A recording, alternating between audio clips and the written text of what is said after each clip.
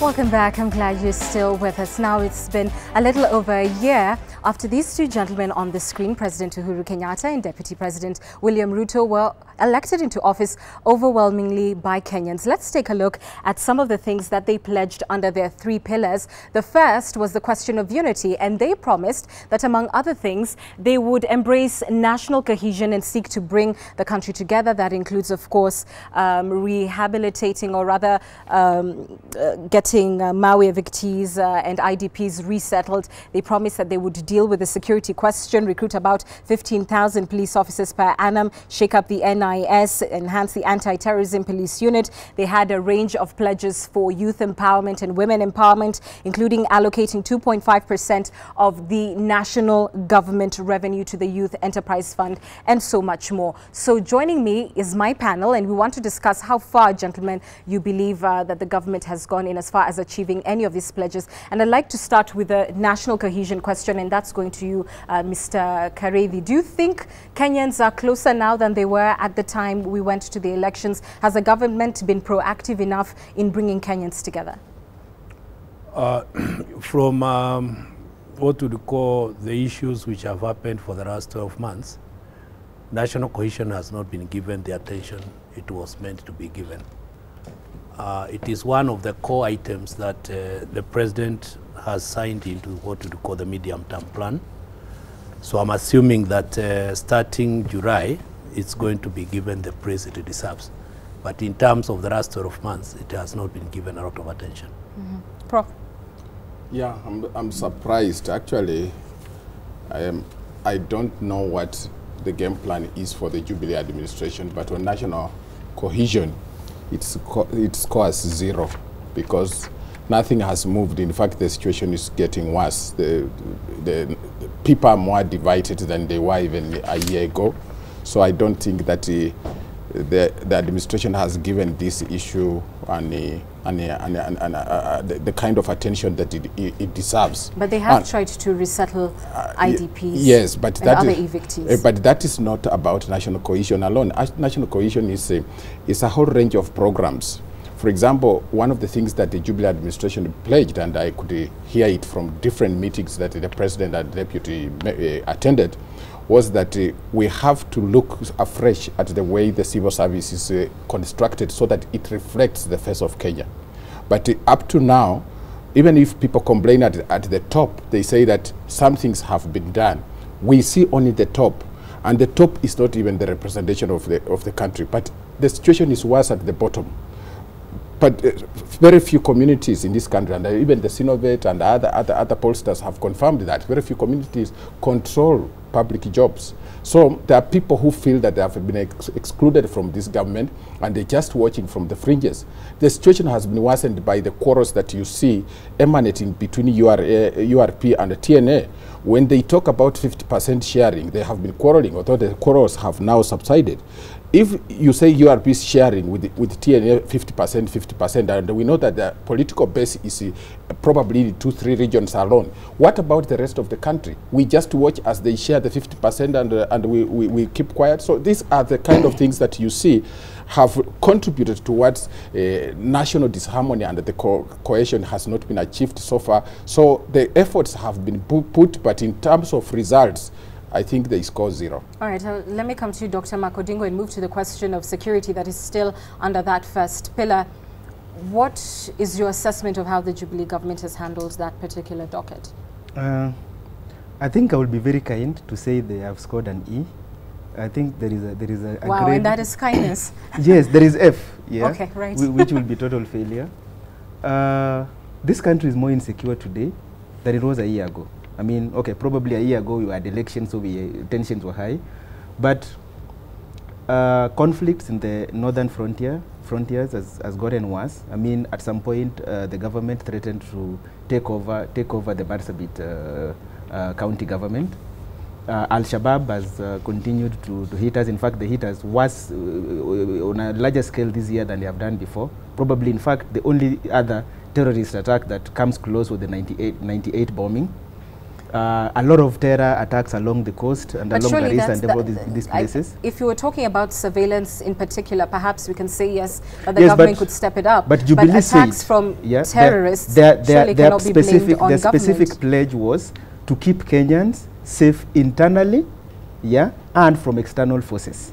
So, and both internally. I mean, crime rates in Nairobi are higher. Crime rates in all the major cities in this country are higher. At the beginning of their time, we saw what happened in Bungoma. It went for a long time and abated. Conflicts are raging, and the government doesn't seem to be doing a lot of it. There is this war between the national government and county governments on who does community policing or even is responsible for security. And it would have made much more sense if the national government ceded some ground to the governors to at least be able to coordinate some policing function. What they have been left with is community policing, and a lot of the organs that should be responsible for community policing are not yet set up. In my opinion, I think on security, Jubilee has scored really, really badly. Mr. Marimi, what do you think? I would want to be a bit fairer. Depending on for the sake of being what you would call the bigger issues.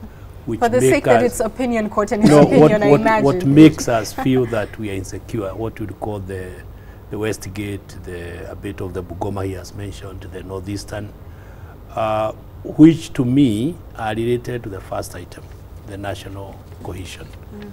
I personally did talk to the Minister for National Security on what would you call the Northeastern. And the issues were fairly basic, which is what resorted to the task force that the president formed, which is partly the clansism and people feeling isolated and all that. So I think the Jubilee manifesto had indirectly brought the national cohesion as number one. What I think we are seeing, because national cohesion has not yet been talked to, the security that indirectly was sitting on the people's hearts of feeling isolated and therefore I can do things my way. The income is not coming to me, so I can go and remove it from people. That whole area is what is making the word security become an issue. But from what we call a KEPSA survey, the situation has not deteriorated. It has improved, but not in what we call significant percentages. I want to talk about Westgate, Prof, and I'll come to you for that, because, of course, Dr. Makodingo has mentioned that we saw perhaps one of the worst attacks from the Al-Shabaab. Do you think we have, as a country, made enough efforts to heal first from that sort of onslaught on our freedoms, and second, to learn the right lessons in terms of security? I don't think so. We haven't. If you look at what happened at Westgate, there were so many questions that the public asked. For example, the chain of command, how these fellows came in here, the crisis in immigration. Very many questions were raised. And one of the questions was that was it possible for us to avoid this catastrophe?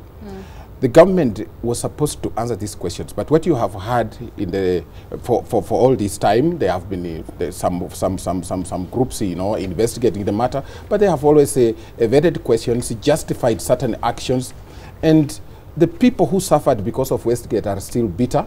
They think that the government didn't do enough work to help them, and these kind of uncomfortable feelings from the public also demonstrate that the people don't have a lot of confidence in the security forces. So in terms of organizing security forces to secure the homeland, we have not seen drastic measures that can persuade me that we cannot have another Westgate. So this is where the problem begins.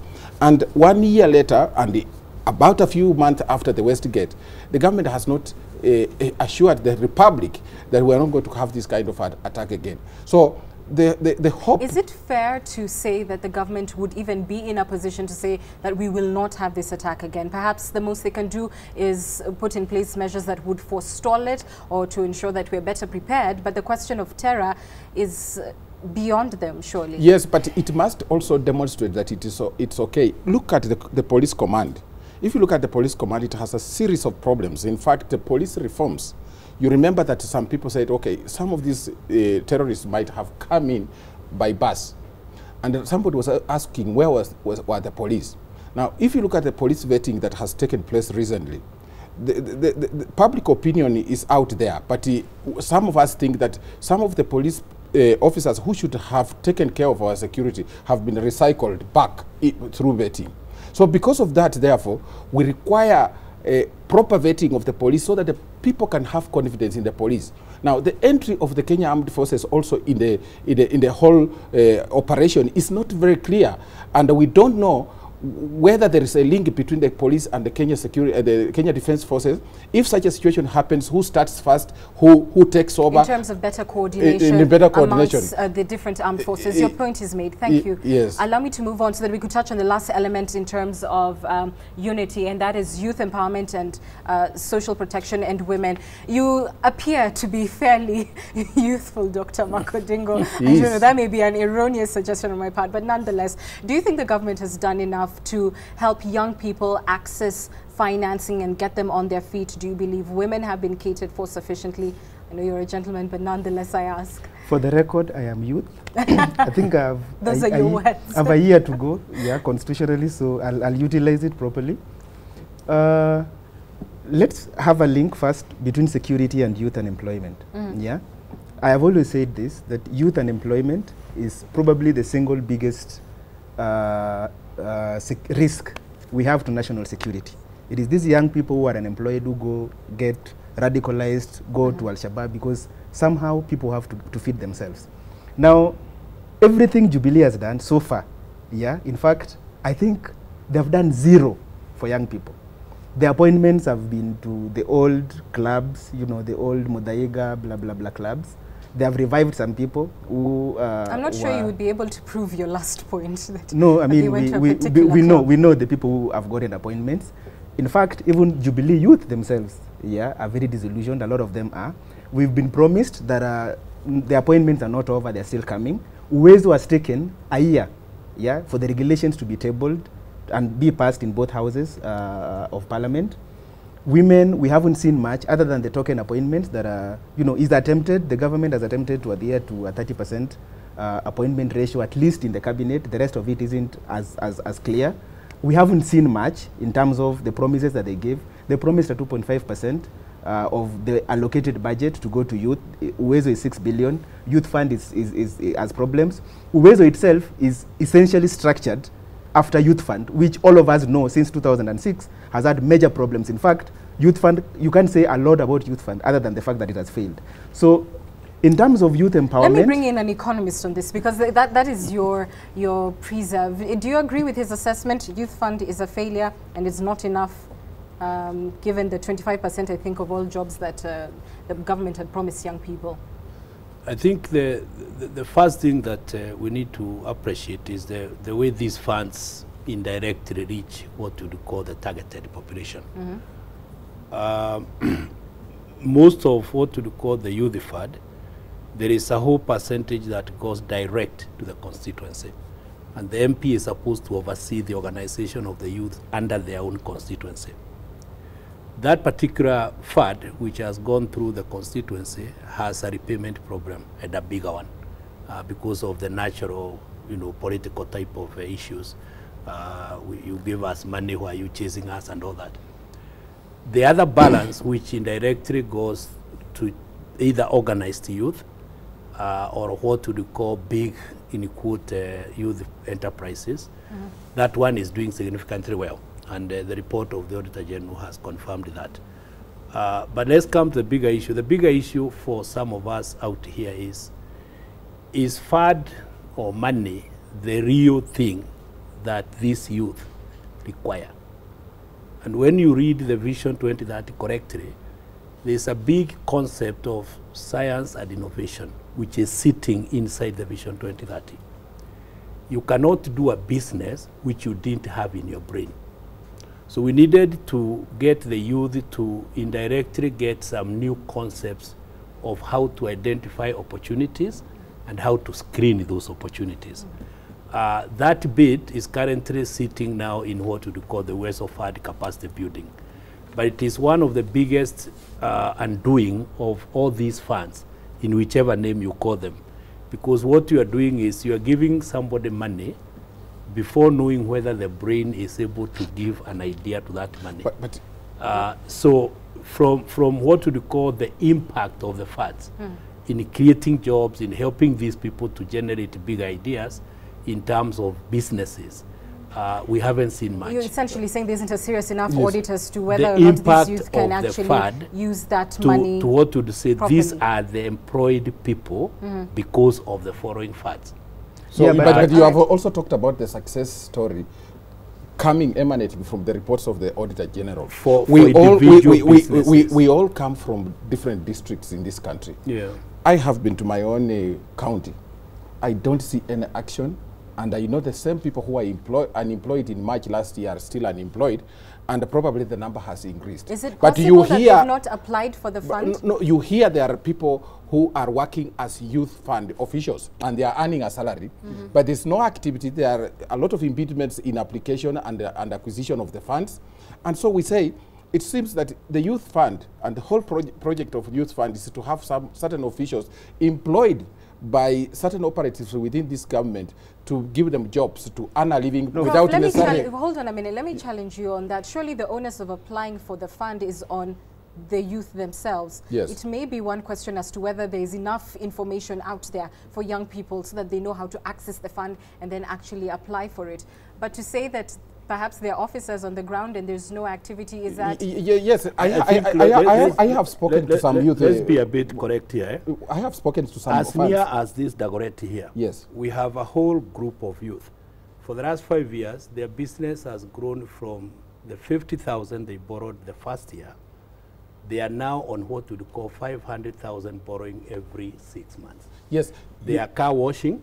Yeah. Okay, they are painting, Yeah. you know, those type of activities. Yes. There's a whole chicken operation in Wangige, which is selling what we call eggs and all those type of things to Rwanda, which is also a very successful story. What I'm saying in short, as a country, we also need to be a bit fair. The records are not hidden, they are public records. Yes, but what you So really... if you go to the National Youth Fund head office, Yes. yeah, and charge them to give you your county record, Yes. they themselves will tell you these are the records. They may not be significantly too many. Yes, That's why I use the word. The impact may not be as big as the voice of the fund. You see, you see Gentlemen, I want to bring wait, us so Anne, close. we need to correct to, some... to see some Alright. progress, you know, he's talking about Wangige. He's also talking about Dagoretti. I want you to go to Turkana. I want you to go to Isiolo. You see, you must take a comparative, you are an economist, you must take a comparative approach to the application of this youth. Who disperses money and which place is getting money and why are some places not accessing this money? Are you trying to suggest that the youth fund is not accessible in Isiolo No, in some way or form? There are so many Professor. obstacles. You see, what Yes. we need to be There are so clear, many because obstacles. you see, part of the objective of this show is also to tell people the truth. Yes. If there is any youth group in any county that is not getting access to the funds, Yeah. the MP of that area is the first culprit.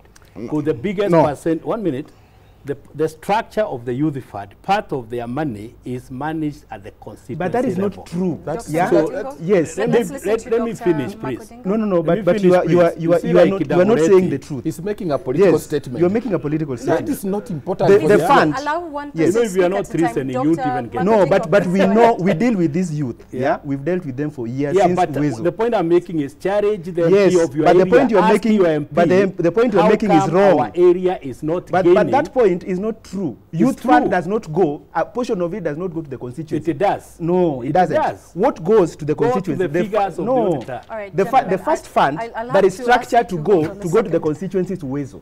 Uwezo is structured in such a way that 75% of it is distributed equitably, yeah, around constituencies. Youth fund has never Yes. It been a does. constituency fund. You It has go and leave never. it, please. No, we've dealt with this before. I don't But- need but to Anne, go through the MP to know Yes, that there is a, but there is a Anne, youth fund Professor, that is Professor, working. The fundamental Professor point where I Ndaka, wanted to please, support him. Please, yeah? now I do want No. everybody to be able to appreciate your views. Now, when we talk over each other, I'm afraid we are doing my audience Yes. injustice. May I say must something move on. small? I Just must something move small. on. We'll be back to this conversation very shortly. It's a very exciting one. Let's move on to other stories that are making headlines. We'll be back to that talk with my panel.